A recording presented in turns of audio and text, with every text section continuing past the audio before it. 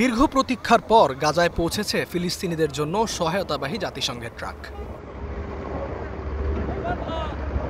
Israeli হামলায় বিধ্বস্ত ভবনের পাশ দিয়ে যখন এসব সহায়তা নিয়ে যাওয়া হচ্ছিল, তখন সড়কের পাশে দাঁড়ানো ক্ষুধার্ত ফিলিস্তিনিরা কিছুটা আশান্বিত হয়।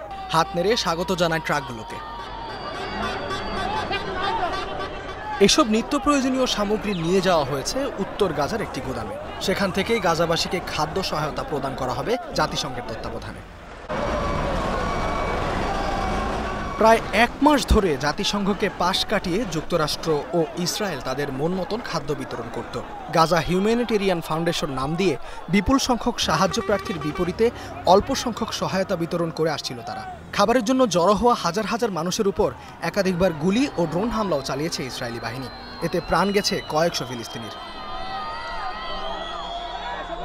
খাদ্য বিতরণের এই প্রক্রিয়া ২৭ মে থেকে নিজেদের নিয়ন্ত্রণে নেয় ইসরায়েল। গাজাবাসীকে উত্তর থেকে সরিয়ে দক্ষিণ গাজার দিকে নিতেই এই কৌশল নেয় দখলদাররা, এমনটা মনে করেন অনেক ফিলিস্তিনি। গত ২ মার্চ থেকে গাজার মূল সীমান্ত বন্ধ রেখেছে ইসরায়েল। জাতিসংঘের তথ্য বলছে, গাজাবাসীর প্রয়োজন মেটাতে প্রতিদিন ৫০০ ট্রাক সহায়তা প্রয়োজন।